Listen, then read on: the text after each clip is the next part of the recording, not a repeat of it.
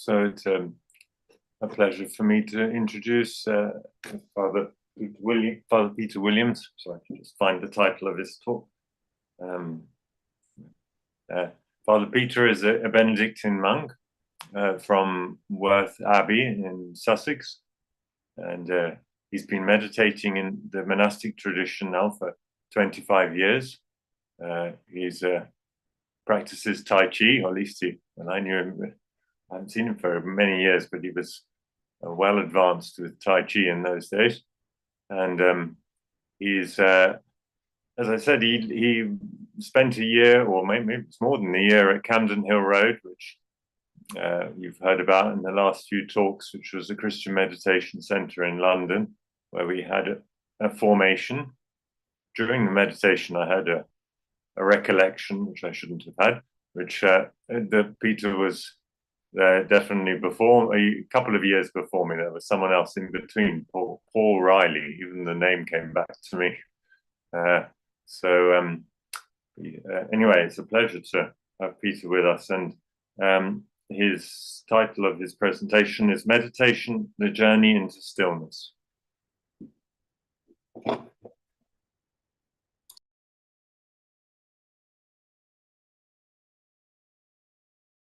All right, I need to unmute as well. And Peter, you'll need to unmute.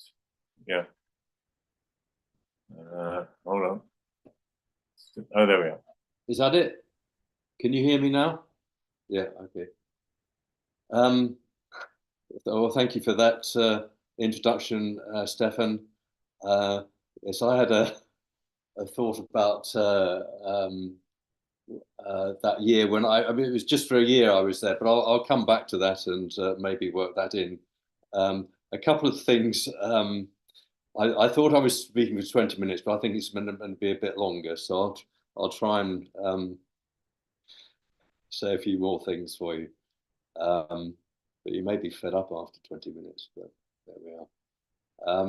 It's great to be invited. I think the invitation came to our Abbot Mark, and he asked me to stand in for him. And obviously it's a great delight to do that, given the my history of the year before I joined Worth, I was at Camden Hill Road, and it was a very happy and memorable year.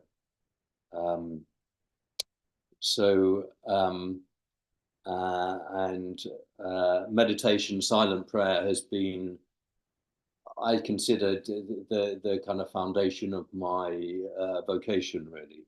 So it's always been a strong presence and a motivator in that sense. I'm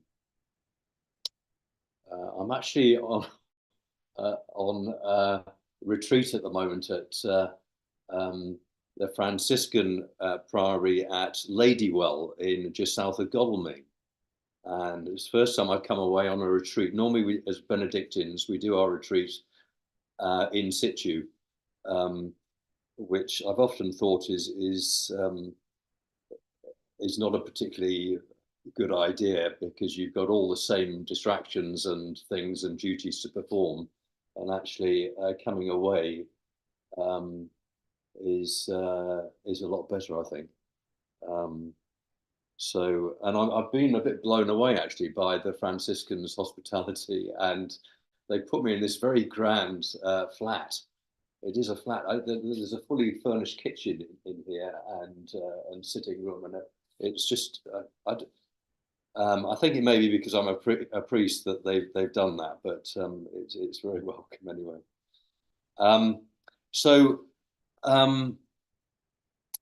Yes, I did struggle a bit with the title of the talk, because I looked a bit, and not everybody talks about meditation. I saw, but I felt that really it had to be about meditation.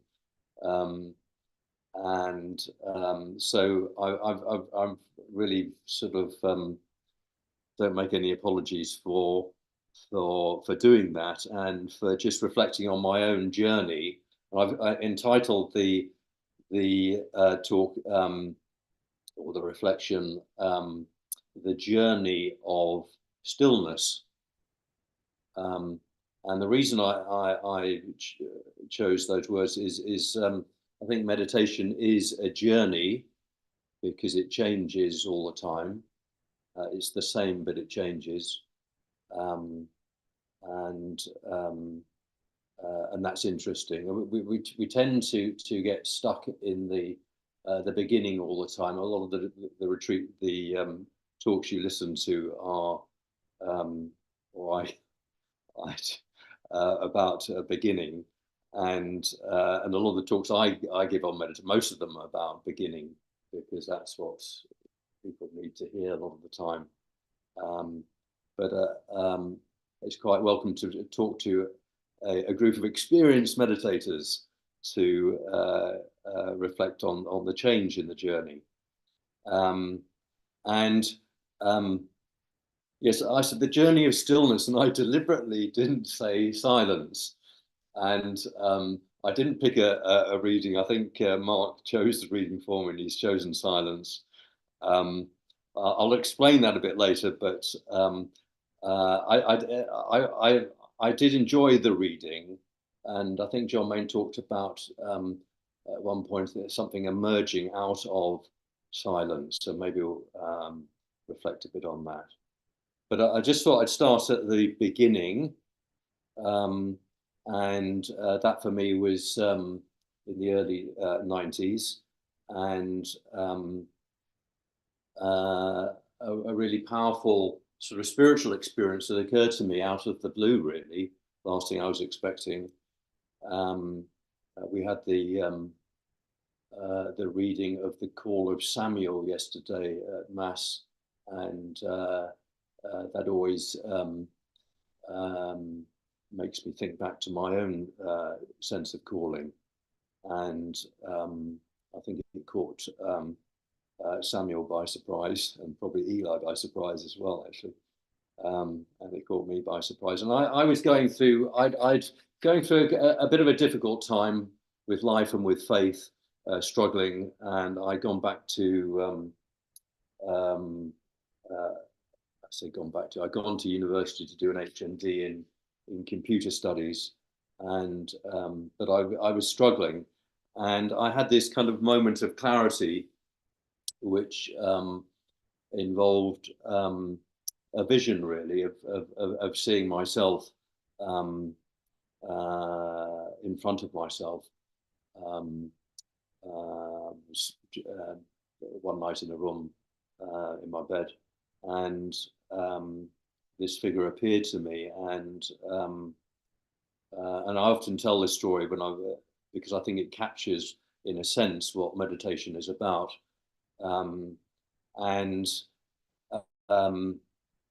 This figure just got nearer, and there was a point where I wasn't scared at that stage, and there was a point where there was eye contact, and I thought, oh no, this is going to be very bad, actually, as there's a feeling of a sense of judgment.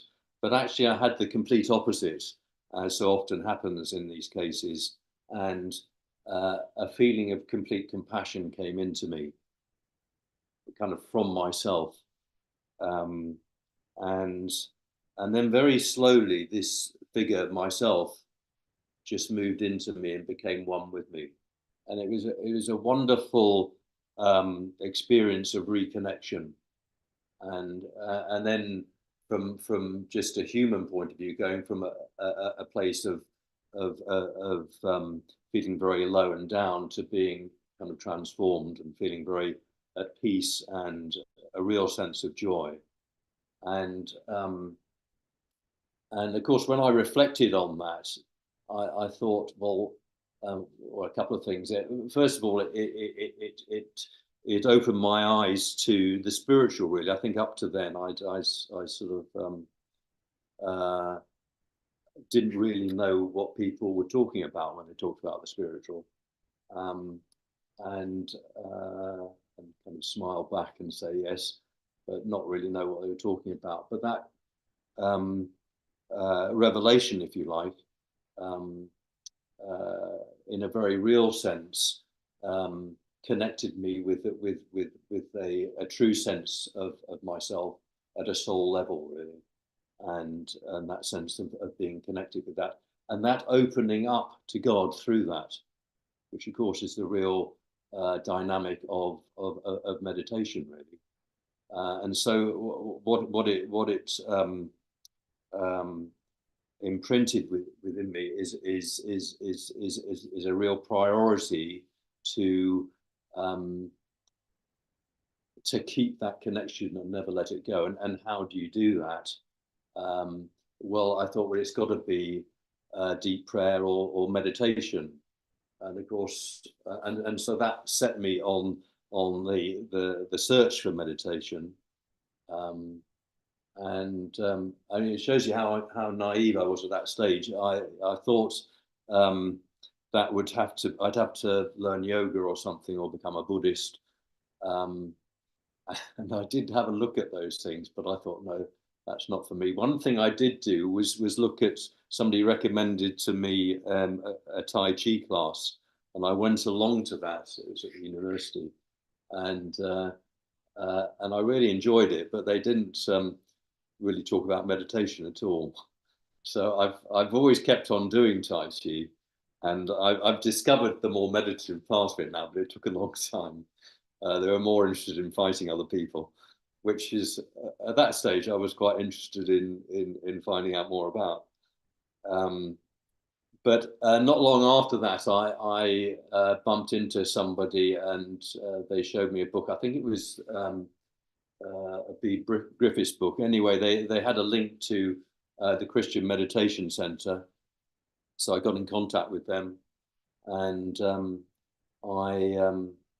they put me in touch with a woman called Yvonne Dinwiddie, who must, I think she's probably no longer with us. She lived in Bognor Regis, and I drove over to her on my motorbike at that stage, and had a session with her, and she taught me how to meditate. And it was, I always remember just thinking, wow, that is incredible. It's so simple, but so powerful.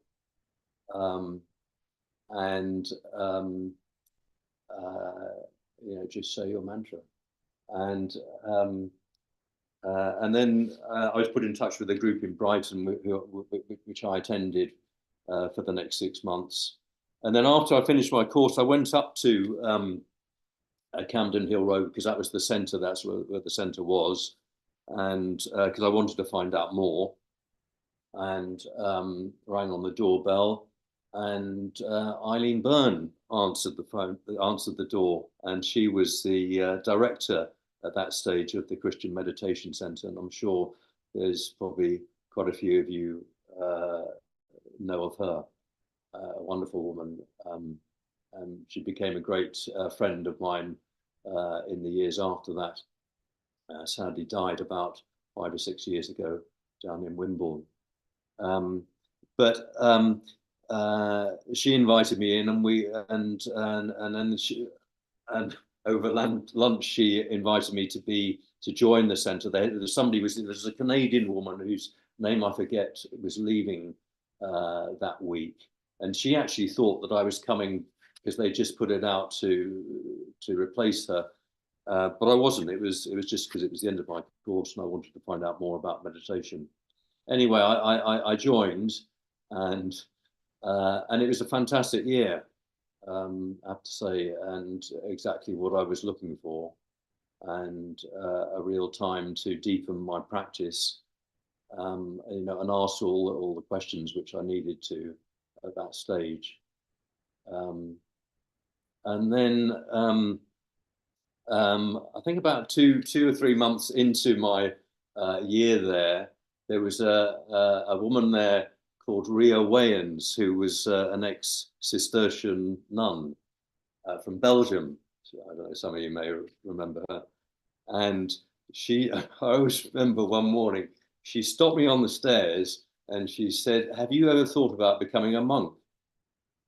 And when I was chaplain in the school, I always used to tell the boys that I laughed, and I said, "Why on earth would I do that?" and but she was quite cunning. She put a book outside my door, and I started reading it, and I got to thinking, well, I don't know, why not? You know, joining this place is quite an odd thing to do, and you know, if I am going to try a monastic vocation, then probably now's the time to do it.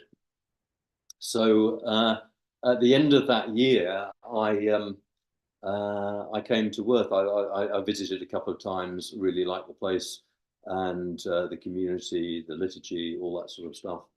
And so I thought, you know, you could spend 2 or 3 years, you know, traipsing around different monasteries trying to find the perfect fit. And I thought, well, I haven't really got time to do that. You know, I had a sense of urgency about my vocation, I think, which I find sadly missing at the moment with other people coming and trying their vocations. But I just wanted to get started, and I thought, well, you know, Providence is at work here, and you know, this is the place I've come to, and I've taken an instant light to it, and I'm going to trust that. So that's what I did, and I've never really regretted that, to be honest. So you know, there's been tough times. You know, when I was in the novitiate, there was mentioning no names, but I did my novitiate with a guy who was we did it together, and it was one of these things that we were chalk and cheese. We didn't get on at all. They say either you get on famously with your fellow novice or you can't stand each other. Well, we were in that category, the can't stand each other thing. And so it was a real trial, the novitiate.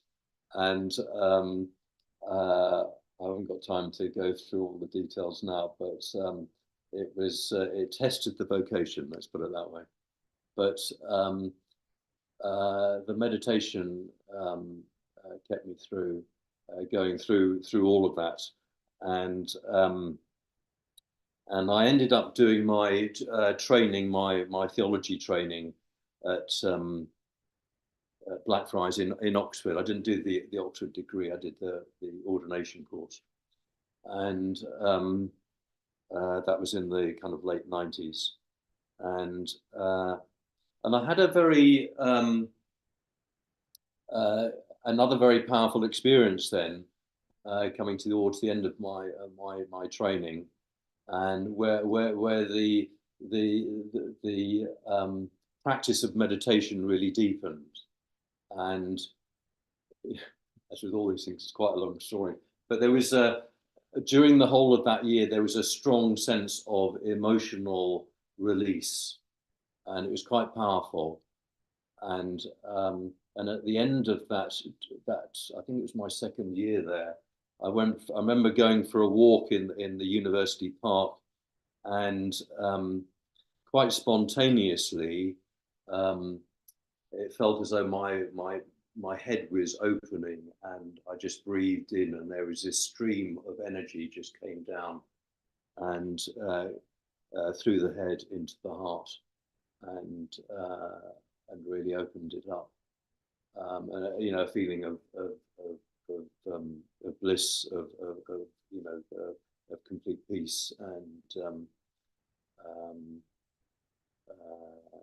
joy, really. And that really changed my meditation, really, because I kind of it was like a door opening, and you know, every time I sat down and meditated after that, I'd go back to that place, and breathe in and allow that same dynamic to happen. And what had happened was that the what they call the Barway Centre right at the top of the head had opened, that place of they call it 100 meeting connections, and there was a sense of release there, and a real powerful sense of energy coming in, and and a healing going on. So so that was very that kind of strengthened the whole sort of experience of meditation. And I kept on thinking, perhaps this is just a consolation and it will just die and go. But over the years, it's just got stronger and stronger. And that was, 20 years ago now. So, and it's just changed the way which I am within myself, and hopefully made me a better person.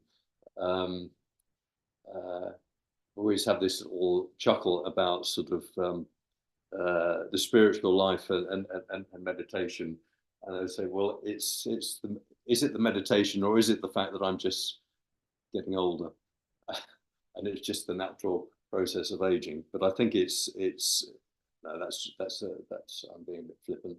It's that practice of stillness really, which is key, and I,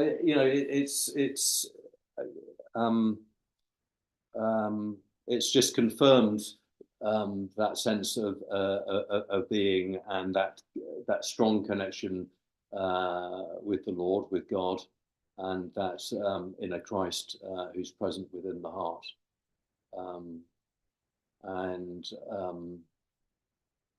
So when I finished my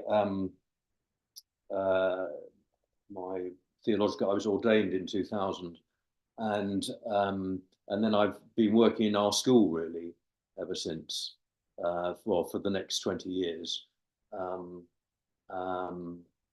as a chaplain, and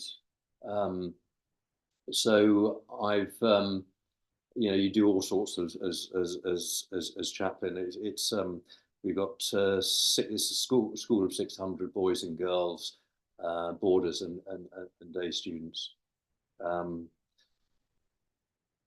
I enjoy it, but I've always had a sense it's not my real calling, and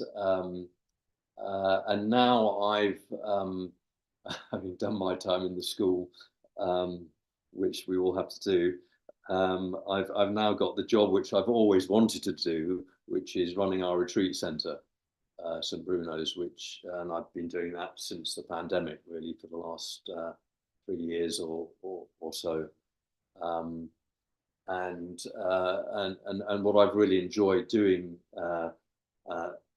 there is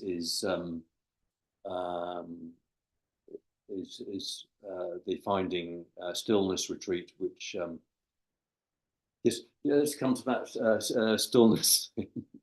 I always remember in the school when I was I taught. At one stage I had to teach year 9, not RS but spirituality. So I get a general introduction to all around them. And a big part of that I wanted to do was to introduce the whole topic of silence and stillness. And I got this group up into the chaplaincy, into this big space, and trying to get them all silent was really difficult. So what I did was I put all the chairs against the wall facing inwards, and we all sat in a big circle. There was about 25 of us, and it took me about 15 or 20 minutes of and just to try and get everybody silent, and I eventually achieved it, and after a lot of struggle, and but of course, as I looked round, I could see lots of boys looking at one another furtively, trying their best to make each other laugh. And I realized that there may be silence here, but there's very little stillness. And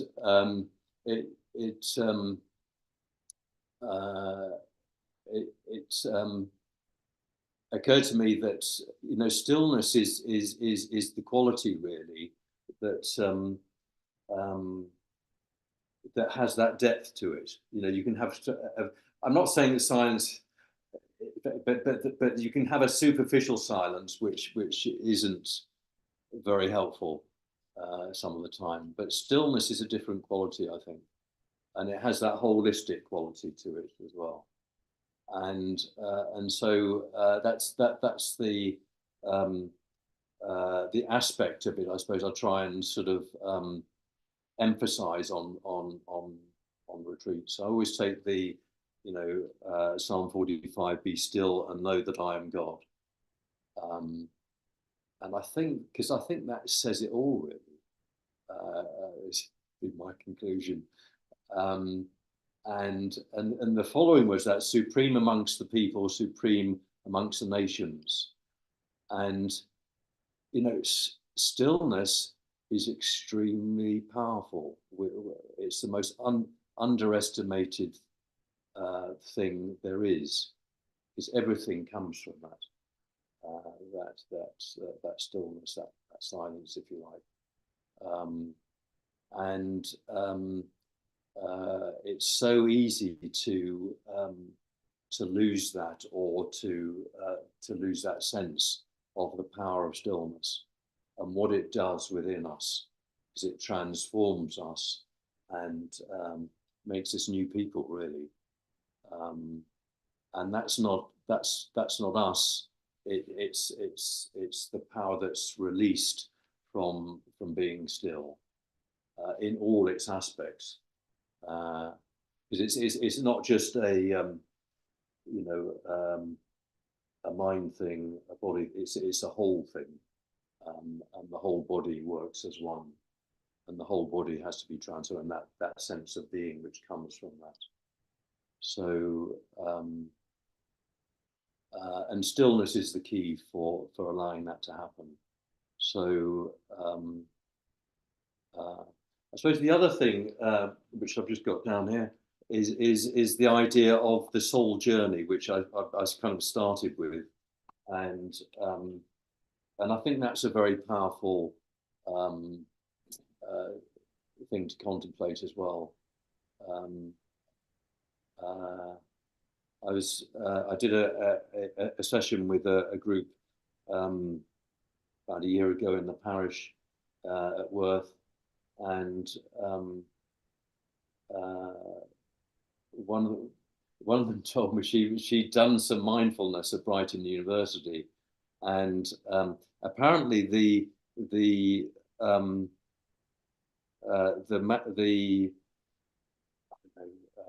strapline logo for Brighton University is "Be still and know," which I hadn't realised. But the sentence is incomplete. It's "Be still and know that I am God." That's the source. That's the key thing, and that's what connects us to us. That's what makes it prayer, and not just kind of head sort of free floating sort of thing. We're actually connecting with a deeper sense of who we are, who we really are. Going back to that original experience which I had, that real self, which is in the soul, which is in the heart, which is connected to God. And stillness is the key to and finding that practice of being able to allow that to become real, to become manifest in our own lives. So I think I've got to the end of what I wanted to say. I hope that's not too short or too long. That's fine. Thank you. Thank you very much. Is that all right to leave it there? Yes, it's lovely. Thank you very much, Peter, and for sharing the journey and your experiences of meditation, and culminating in the sense of stillness. I got a great feel from listening to you of peace. I think your practice over the years and is sort of gives a peace. So thank you for that. Definitely, your words were very meaningful. The sense of peace that comes through is even more special. So thank you very much.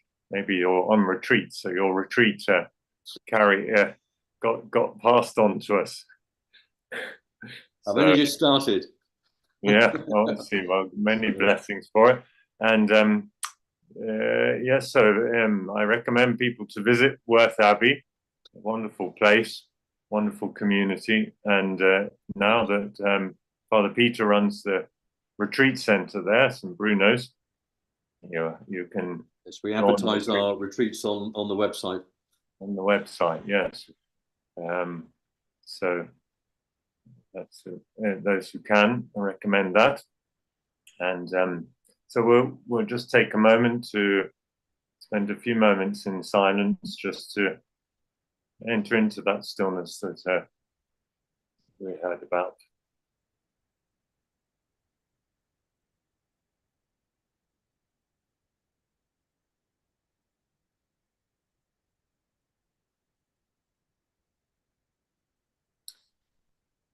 May the divine assistance remain always with us and with our absent brothers and sisters. Amen. Amen.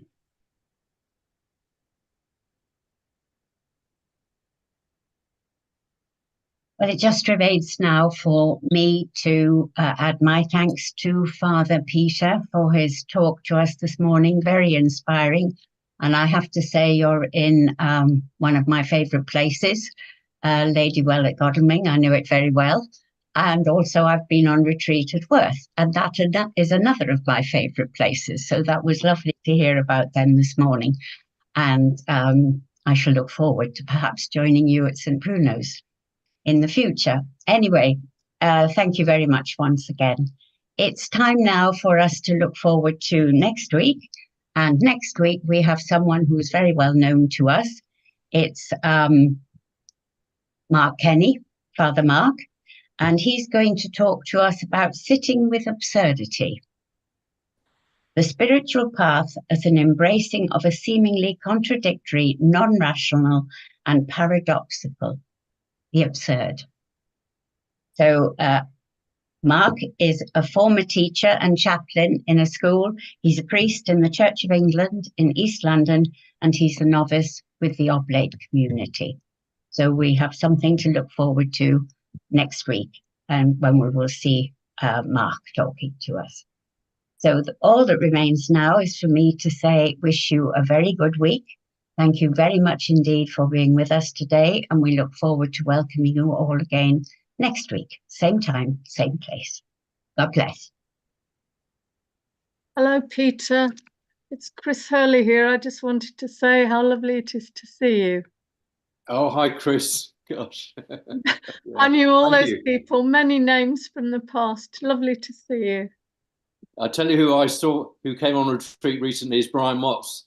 Oh, of course. Easter. I still see him sometimes. Yeah. I'm brilliant. Yeah. Oh, it's good to see you looking so well. A great Right. talk. Thanks. And you. Bye-bye. Thank you.